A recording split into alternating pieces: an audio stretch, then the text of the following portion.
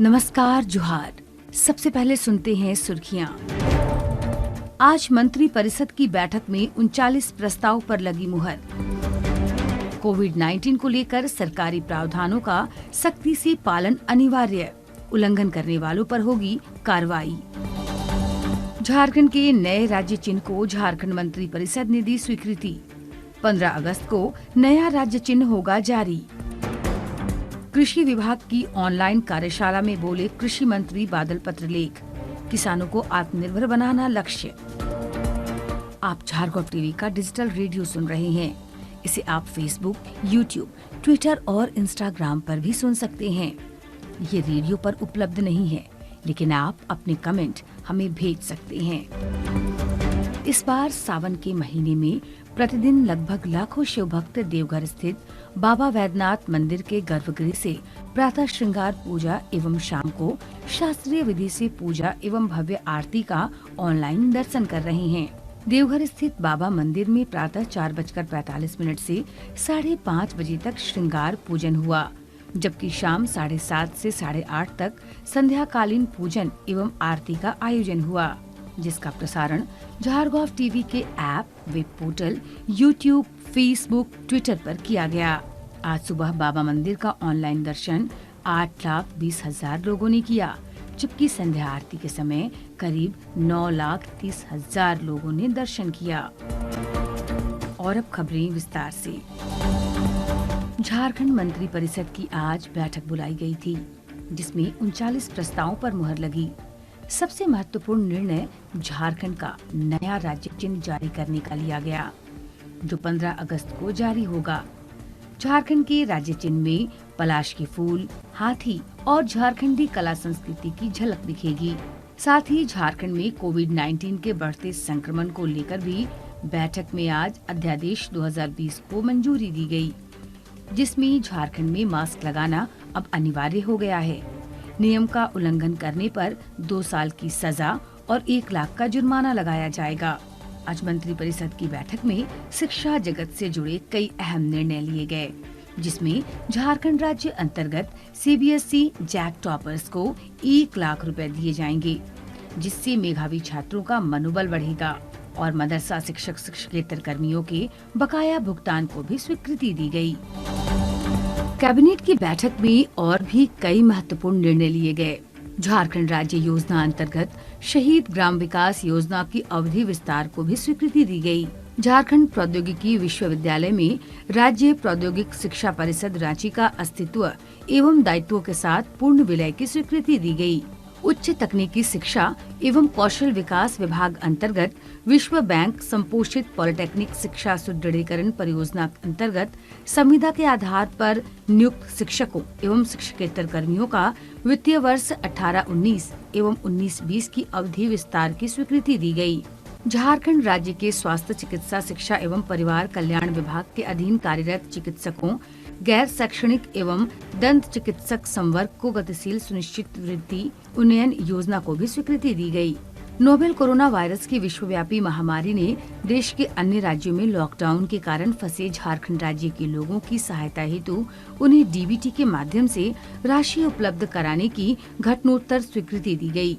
स्थापना व्यय मद अंतर्गत वन विभागीय 18 अस्थायी स्थापनाओं में स्वीकृत 1088 अस्थायी पदों के स्थायीकरण करने की स्वीकृति दी गई।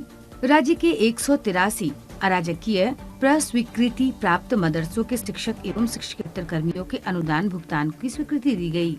झारखंड नगर पालिका निर्वाचन एवं चुनाव याचिका नियमावली 2020 को भी स्वीकृति दी गई।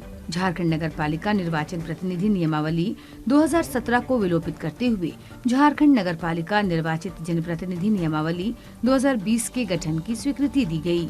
झारखंड माल और सेवा कर नियमावली 2017 की धारा 130 के अंतर्गत निर्गत अधिसूचना संख्या 181 दिनांक 31 अक्टूबर 2019 में संशोधन पर स्वीकृति दी गई। केंद्रीय माल और सेवा कर अधिनियम 2017 में किए गए संशोधनों के आलोक में प्रस्तावित झारखंड माल और सेवा कर संशोधन अध्यादेश 2020 के प्रख्यापन पर मंत्रिपरिषद की स्वीकृति दी गई। MMPCT परियोजना के अधीन कार्यरत परामर्शी MSTCS की सेवाओं के 1 वर्ष के लिए अर्थात 1 अक्टूबर 2019 से दिनांक 30 सितंबर 2020 तक के लिए अवधि विस्तार एवं उक्त पर रुपए 5.16 करोड़ के व्यय पर स्वीकृति दी गई।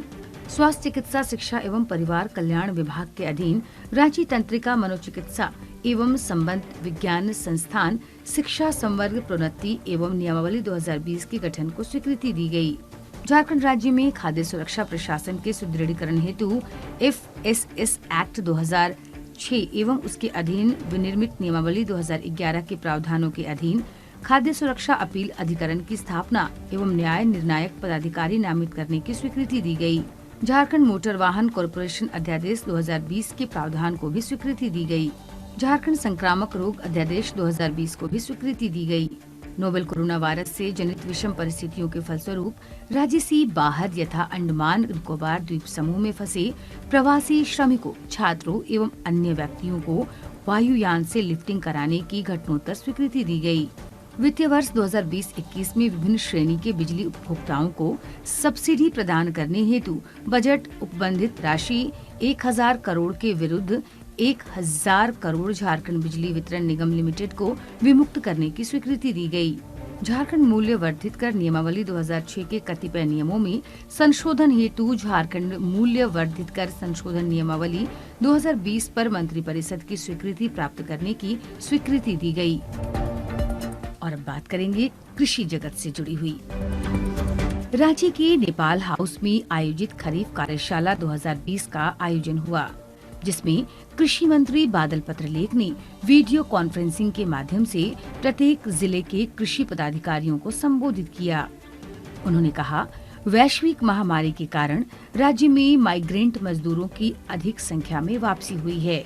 हमें उनके बीच जाकर उनमें विश्वास जगाना है, उन्हें खेती किसानी के लिए प्रोत्साहित करना है।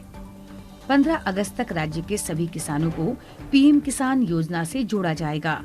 उन्होंने कृषि पदाधिकारियों को संबोधित करते हुए कहा कि जिला स्तर के कृषि पदाधिकारी गांव-गांव जाकर किसानों को जैविक कृषि के लिए प्रोत्साहित करें। प्रत्येक जिले में खोली जाएगी जैविक प्रमाणन केंद्र।